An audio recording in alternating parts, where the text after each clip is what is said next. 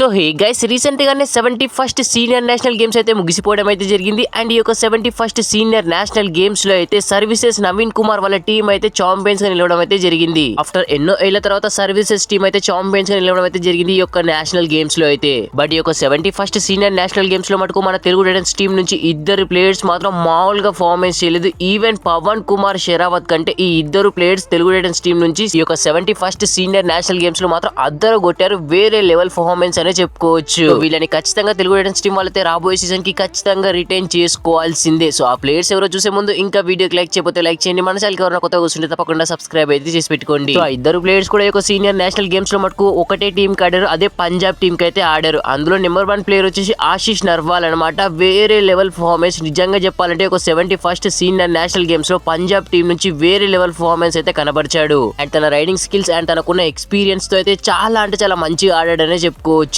Even second player వచ్చేసి విజయ్ మలిక్. ఇదే Punjab team కి కెప్టెన్ గా విజయ్ మలిక్ అయితే ఫస్ట్ టైం పంజాబ్ టీం అయితే సెమీఫైనల్స్ కి అయితే తీసుకొచ్చాడు 71st సీనియర్ నేషనల్ గేమ్స్ లో అయితే. విజయ్ మలిక్ అద్భుతంగా ఆడడమే కాదు, ఆశీష్ నర్వాల్ ని ఈవెన్ టీం ని పంజాబ్ టీం ని మొత్తంగా ఓవర్ రేటెడ్ గా చేసి అద్భుతంగా టీం ని ఆడుకుంటూ తీసుకొచ్చాడు సెమీఫైనల్స్ దాకా. ఈవెన్ సెమీఫైనల్స్ లో సర్వీసెస్ టీం తో అయితే ఓడిపోవడం అయితే జరిగింది. బట్ ఎంటైర్ లీగ్ మొత్తం విజయ్ మలిక్ అండ్ ఆశీష్ నర్వాల్ పంజాబ్ టీం కి అయితే బ్యూటిఫుల్ గా పర్ఫార్మెన్స్ అయితే కనబరిచారు. వేరే లెవెల్ అని చెప్పొచ్చు. నిజంగా విజయ్ మలిక్ కెప్టెన్సీకి అయితే నేనైతే ఫ్యాన్ అయిపోయానని చెప్పుకోవచ్చు. అండ్ ఆశీష్ నర్వాల్ ఈ యొక్క 71st సీనియర్ నేషనల్ గేమ్స్ లో మొత్తంగా అయితే డూ ఆర్ డే రైడ్ లో 98% స్ట్రైక్ రేట్ తో ఈ యొక్క 71st సీనియర్ నేషనల్ గేమ్స్ అయితే ఆడాడంటే జస్ట్ ఇమాజినేషన్ చేసుకుని తన do or die raid percentage ఎంత సక్సెస్ఫుల్ గా ఉందని చెప్పేసి. ఈవెన్ వీళ్ళు చెప్పుకోవాలంటే పవన్ షెరావత్ కంటే అద్భుతంగా ఆడారనే చెప్పుకోవచ్చు ఈ ఇద్దరు ప్లేయర్స్ కూడా. సో రాబోయే ప్రో కబడ్డీ సీజన్ 12 కి అయితే ఈ ఇద్దరు ప్లేయర్స్ ని తెలుగు టైటన్స్ టీం వాళ్ళు ఖచ్చితంగా రిటైన్ చేయాల్సిందే. ఎందుకంటే ప్రెసెంట్ వీళ్ళు ఉన్నటువంటి ఫామ్ ప్రెసెంట్ ప్రో కబడ్డీలో అయితే చాలా అంటే చాలా యూజ్ కాబోతుంది రాబోయే సీజన్ లో తెలుగు టైటన్స్ టీం కి. ఒకవేళ ఆక్షన్ లో పవన్ ని కొని కెప్టెన్ గా విజయ్ మాలిక్ ని పెట్టినా కానీ సూపర్ అనే చెప్పుకోవచ్చు. వేరే లెవెల్ అయితే తెలుగు టైటన్స్ టీం రాబోయే సీజన్ లో అయితే ఉంటుంది. సో గాయ్స్, మరి రాబోయే సీజన్ కి మన